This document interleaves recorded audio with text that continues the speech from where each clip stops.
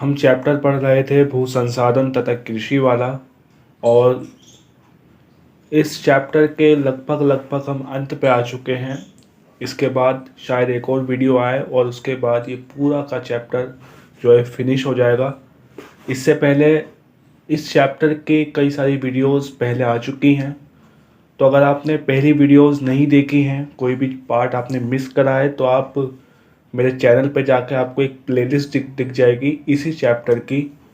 उस प्लेलिस्ट पे आप विजिट कर सकते हैं और सारी वीडियो इस चैप्टर की देख सकते हैं। आगे बढ़ने से पहले मैं आपसे एक ही बात कहूँगा कि अगर आपको आज की इस वीडियो में या फिर पिछली वीडियो में या आने वाली किसी भी वीडियो में कोई भी डाउट हो, तो आप कमेंट कर सकते हैं मुझे। मैं कोशिश करूँगा आपके डाउट को सॉल्व करने की। ठीक है, तो आज की इस वीडियो में कई सारे टॉपिक्स हम पढ़ेंगे। पहला टॉपिक हमारे पास है कृषि उत्पादन में वृद्धि तथा प्रौद्योगिकी का विकास। इस चैप्टर में बेसिकली हमने भू संसाधन के बारे में और कृषि के बारे में ही, यानी ये दो टॉपिक ही चल रहे हैं इस चैप्टर में पूरे, और इसी से रिलेटेड बातें ही इस चैप्टर में आ रही हैं।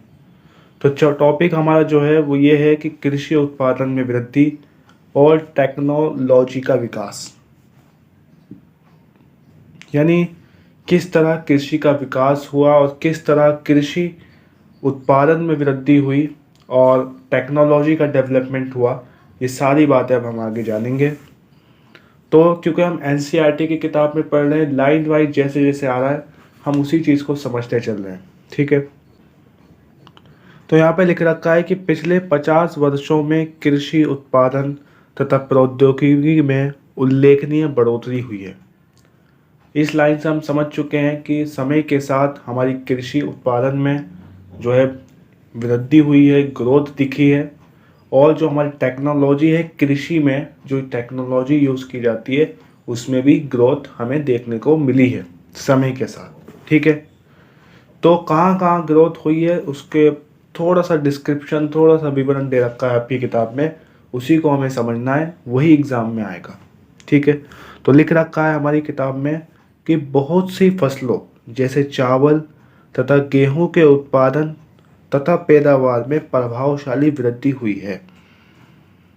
यानी बहुत सी फसलों में वृद्धि हुई है, लेकिन मुख्य रूप से हमारे जो चावल हैं और जो हमारा गेहूं है, इसके उत्पादन में, इसका प्रोडक्शन में बहुत ज़्यादा क्या हुई है, ग्रोथ हुई है।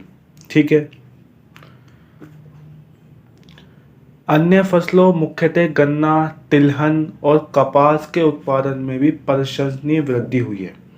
यानी कि अन्य फसलों में हमारी गन्ना है, तिलहन है, कपास है, ये ऐसी फसलें हैं जिनके प्रोडक्शन में बहुत ज़्यादा ग्रोथ हमें देखने को मिली है।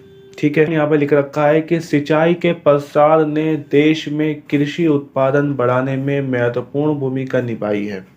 सिंचाई की सुविधाओं में विकास हुआ है भारत में, आप जानते हैं इस बात को।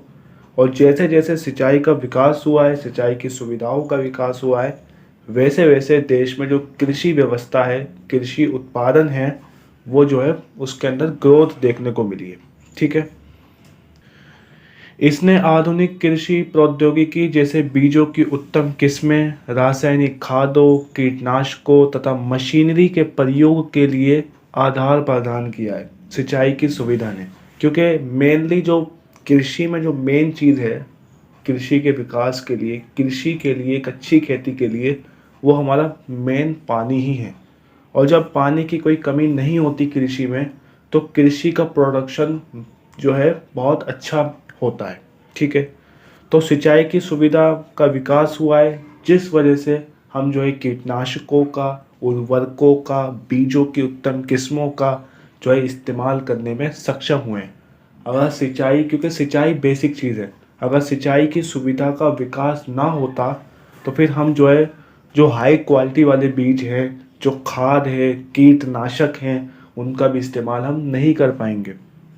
तो वो जो टेक्नोलॉजी का हम इस्तेमाल कर पा रहे हैं वो किसकी वजह से कर पा रहे हैं, सिंचाई की सुविधाओं के विकास की वजह से। ठीक है, तीसरा है देश के विभिन्न क्षेत्रों में आधुनिक कृषि प्रौद्योगिकी का प्रसार तीव्रता से हुआ है। यानी देश देश जो हमारा है उसके विभिन्न इलाकों में जो कृषि टेक्नोलॉजी है, कृषि टेक्नोलॉजी में हमारा बीज भी आ गए, उर्वरक भी आ गए, और जिन साधनों से कृषि की जाती है वो भी चीज़ें शामिल हैं इसके अंदर। तो उनका जो है बहुत तीव्रता से उनका जो एक तरीके से प्रसार हुआ है। ठीक है। दूसरा टॉपिक हमारे पास यहाँ पे है भारतीय कृषि की समस्याएं।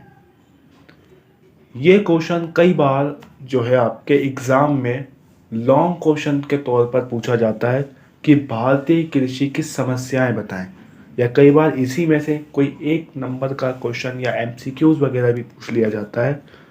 तो ये बहुत ही इस चैप्टर का समझ लीजिए बहुत ही इम्पोर्टेंट टॉपिक है भारतीय कृषि की समस्याएं। तो इसको कहानी की तरह हम समझेंगे क्या क्या समस्याएं भारतीय कृषि में हैं, क्या कमियां हैं और क्या क्या उपाय हो सकते हैं, उनको भी डिस्कस करेंगे।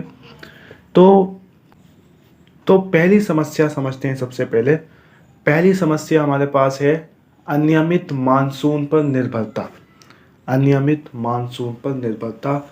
इस टॉपिक, इस हेडिंग से ही हम समझ चुके हैं कि इस पूरे हेडिंग में हम क्या पढ़ने वाले हैं। अनियमित मानसून पर निर्भरता यानी कि जो मानसून जो कि साल में सिर्फ एक बार आता है, हम उस पर डिपेंड है। हम उस पर डिपेंड है। आज भी भारत की बहुत सारी फसलें, बहुत सारे एरिया जो है सिर्फ और सिर्फ मानसून पर डिपेंड है। तो ये एक बहुत बड़ी समस्या है भारत की कृषि से रिलेटेड, क्योंकि मानसून कई बार अनियमित हो जाता है, कई बार कम आता है, कई बार देर से आता है, और देर से आना, कम आना, ये हमारी कृषि पर नेगेटिव असर डालता है। तो एक समस्या तो भारत की ये है कि हम जो है अनियमित मानसून पर निर्भर हैं। तो इसमें क्या लिखा हुआ है, भारत में कृषि क्षेत्र का केवल 1/3 भाग ही सिंचित है। यानी भारत में सिंचाई की सुविधा बहुत ज़्यादा नहीं है, बहुत कम है। ठीक है। और इसी वजह से हमें जो है मानसून पर डिपेंड होना पड़ता है। ठीक है।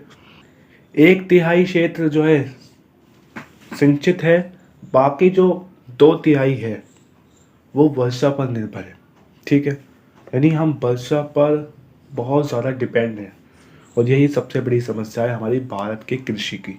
यहीं पर वही चीज़ लिख रखी है कि दक्षिण पश्चिम मानसून की अनिश्चितता और अनियमितता से सिंचाई के लिए नहरी जल आपूर्ति प्रभावित होती है। यानी बेसिकली हमारी फसलें प्रभावित होती है, हम पे इसका नेगेटिव इम्पैक्ट पड़ता है। तो पहली समस्या हमारी ये है। दूसरी समस्या है निम्न उत्पादकता, लो प्रोडक्टिविटी। तो इसमें क्या है, लिख रखा है कि अंतर्राष्ट्रीय स्तर की अपेक्षा भारत में फसलों की उत्पादकता कम है। अंतर्राष्ट्रीय स्तर की अपेक्षा अगर भारत में फसलों की प्रोडक्टिविटी देखें तो वो बहुत ही कम है, as compare to America, as compare to China, और भी बहुत सारे देश हैं। तो उनके मुकाबले में हमारी प्रोडक्टिविटी ज़ीरो है, हमारी प्रोडक्टिविटी बहुत कम है। यहाँ पे लाइन लिख रखी है कि भारत में अधिकतर फसलों जैसे चावल, गेहूं, कपास, तिलहन की प्रति हेक्टेयर पैदावार अमेरिका, रूस और जापान से कम है। भाई अमेरिका भी से भी कम है, रूस से भी कम है, और जापान से भी कम है। जापान बहुत ही छोटा सा देश है।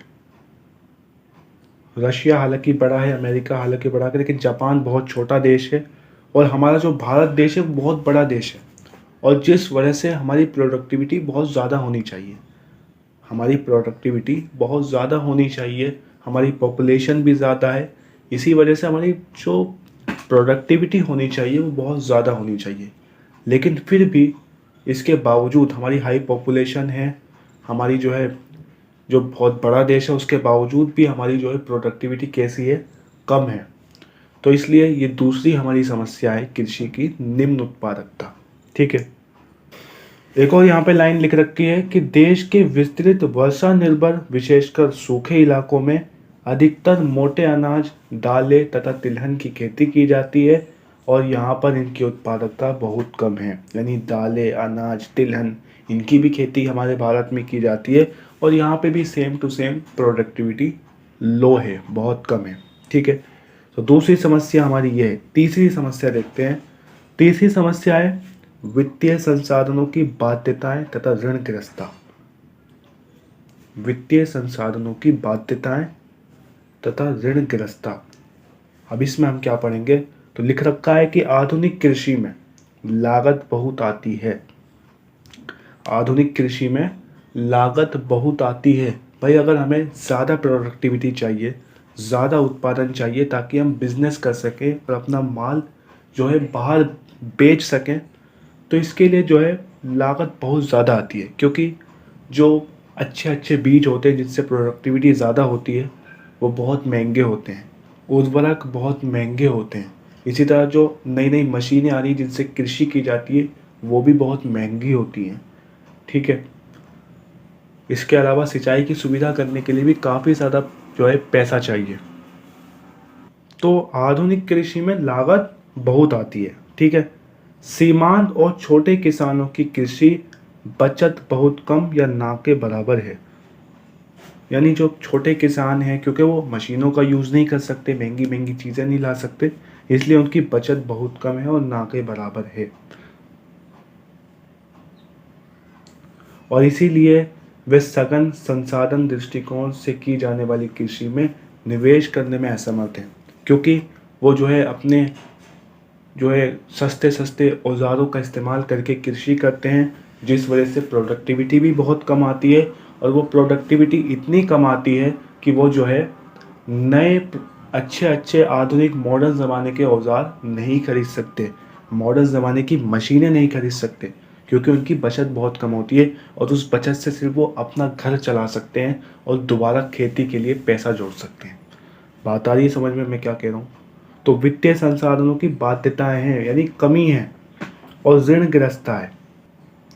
और इन समस्याओं से उबरने के लिए बहुत से किसान क्या काम करते हैं, क्योंकि बचत कम होती है और इसी वजह से वो जो है संस्थाओं से, महाजनों से उधार ले लेते हैं, कर्ज ले लेते हैं।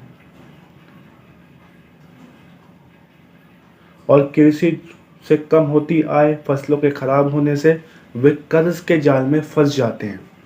यानी कि जो किसान होते हैं कई बार, क्योंकि ऐसा नहीं है, ज़रूरी नहीं है कि हर बार आप जो फसल बो रहे हो वो ऐसा नहीं है, ज़रूरी नहीं है कि वो सफल हो जाए। कई बार फसलें ख़राब हो जाती हैं, कई बार बारिश धोखा दे देती है, कई बार सिंचाई की सुविधा नहीं हो पाती, कई बार और कोई कारण होता है, तो कई बार फसलें ख़राब हो जाती हैं, जिस वजह से किसानों को भारी नुकसान झेलना पड़ता है और वो जो है ऋण भी चुका नहीं पाते और वो जो है जाल में फंस जाते हैं, ऋण जाल में फंस जाते हैं। तो तीसरी समस्या जो भारत की कृषि की है वो यही है कि वित्तीय संसाधनों की कमी है। ठीक है, ऋण गिरफ्ता है।